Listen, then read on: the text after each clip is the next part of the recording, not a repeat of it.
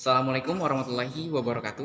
Perkenalkan, nama saya Rahmat Hidayat. Saya dari jurusan Agribisnis kelas A, angkatan tahun 2023. Pada kesempatan kali ini saya akan menjelaskan beberapa poin penting. Yang pertama, the law of diminishing return. Yang kedua, produk rata-rata. Yang ketiga, total cost. Yang keempat, average cost. Yang kelima, marginal cost. Dan yang keenam, fixed cost. Poin pertama yang akan saya jelaskan adalah the law of diminishing return.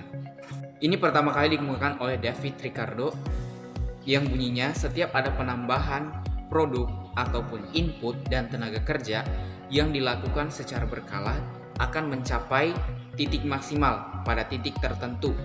Nah, jika semisal kita berekspektasi ingin menambah faktor produksi tenaga kerja dengan tujuan ingin meningkatkan hasil produksi, itu salah ya, karena dengan adanya peningkatan yang dilakukan secara terus-menerus akan mencapai titik penurunan sehingga menyebabkan ketidakberlakuan lagi produk ataupun hasil produksi.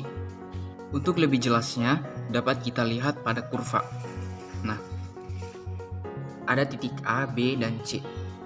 Arti dari titik A ini adalah setiap adanya penambahan faktor produksi akan mencapai hasil yang maksimal. Nah, jadi ketika kita ingin menambahkan tenaga kerja, semisal tenaga kerja dan input ataupun barang yang ini kita produksi akan mencapai hasil yang maksimal karena banyaknya permintaan. Nah, namun ketika kita menambah terus-menerus akan mengakibatkan penurunan. Ini misalnya kualitas barangnya lagi tidak bagus ya. Pada titik B akan mulai turun. Nah, setelah dia mulai turun, mungkin kita berekspektasi seperti saya jelaskan tadi, bahwa dengan kita menambah terus tenaga kerja, kita percaya atau berekspektasi hasilnya semakin maksimal. Namun setelah ditambah terus-menerus akan mengakibatkan penurunan yang drastis pada titik C. Yang kedua, produk rata-rata, yaitu rata-rata jumlah produk yang dipakai untuk memproduksi suatu barang dengan rata-rata jumlah faktor produksi yang dipakai. Dapat kita lihat pada contoh soal berikut. Misal, pada tingkat produksi 12 liter per ekor per hari, jumlah konsentrat yang diberikan sebanyak 8 kg per ekor per hari. Untuk produk rata-ratanya adalah 1,5 liter per kilogram. Nah, untuk memastikan hasil dari soal ini itu 1,5 liter per kilogram, kita menggunakan rumus output dibagi dengan input, yaitu 8 untuk outputnya, 8 kg per ekor per hari, dan untuk inputnya yaitu 12 liter per ekor per hari. Nah, sama dengan 1,5 liter per kilogram. Jadi ini terbukti bahwa hasil jika 12 liter per ekor per hari dan 8 kg per ekor per hari itu untuk konsentratnya, bahwa hasilnya adalah 1,5 liter per kilogram. Baik, poin kedua yaitu biaya total atau total cost.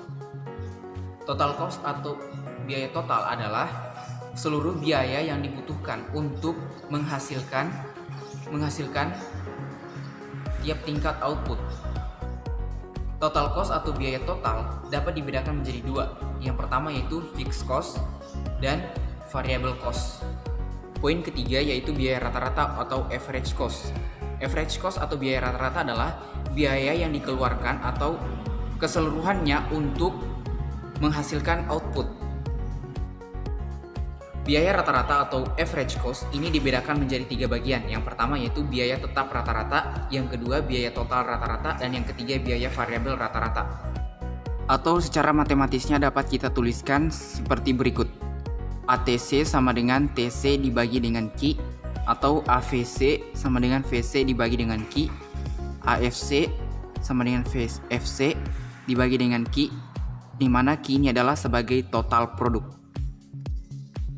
Poin kelima yaitu biaya marginal atau marginal cost adalah besarnya tambahan biaya sebagai akibat dari pertambahan suatu satuan produk yang dihasilkan. Atau secara matematisnya dapat kita tuliskan sebagai berikut. MC sama dengan delta TC dibagi dengan delta Q.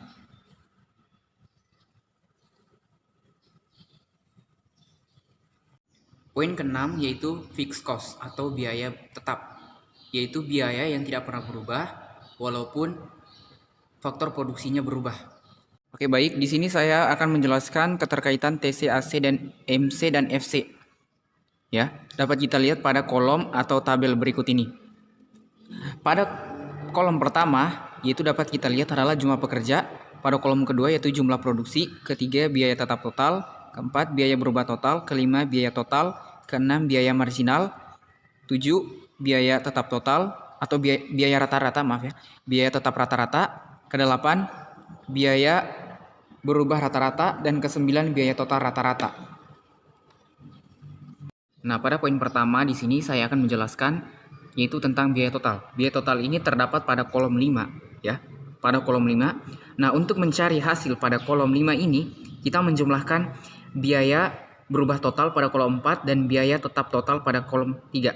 Nah, ya. 0 tambah 50 sama dengan 50. 50 tambah 50 100. 100 tambah 50 150. 150 ditambah 50 sama dengan 200 sampai seterusnya ke bawah. 550 ditambah 50 sama dengan 600. Ini untuk mencari biaya total. Nah, jadi diingat untuk mencari biaya total itu adalah biaya berubah total dijumlahkan dengan biaya tetap total. Nah, pada poin kedua di sini yaitu biaya total rata-rata terdapat pada kolom 9. Untuk mengetahui hasil pada kolom 9 ini atau biaya total rata-rata, kita membagi nilai dalam kolom 5 dengan kolom 2 atau membagi biaya total dengan jumlah produksi pada kolom 2. Dapat kita lihat ya, ini. 50 dibagi 0, 0 ya. Seperti itu. Lalu 100 dibagi 2, 50. 150 dibagi 6, 25. Ya, 200 dibagi 12, 16,7 sampai seterusnya ke bawah itu sampai 600 dibagi 48, 12,5. Nah, pada poin ketiga yaitu untuk mencari biaya marginal pada kolom 6 ya, pada kolom 6. Nah, untuk mencari biaya marginal pada kolom 6 ini, kita mengurangi biaya total pada kolom 5 dengan biaya total itu sendiri. Lalu setelah itu kita membaginya pada jumlah produksi, lalu untuk mengetahui hasil pada kolom 6 atau biaya marginal. Nah, contoh 100 dikurang 50 ya, dibagi 2 karena di sini 0, jadi 2 kurang 0 tetap 2 ya. Tetap 2 sama dengan 25. Nah, untuk mencari nilai selanjutnya itu 150 dikurang 100 sama dengan 50. 6 dikurangi dengan 2 sama dengan 4. Jadi 50 dibagi 4 sama dengan 12,5. Nah, untuk selanjutnya lagi 200 dikurang 150 sama dengan 50 ya, sama dengan 50 dibagi 12 dikurang 6. 12 kurang 6 itu sama dengan 6. Jadi 8 dibagi 6 ya, 50 bagi 6 8,3. Sampai selanjutnya ke bawah yaitu 600 dikurang 550 sama dengan 50. 50 dibagi 48 dikurang 47 dibagi 1. Jadi hasilnya sama dengan 50.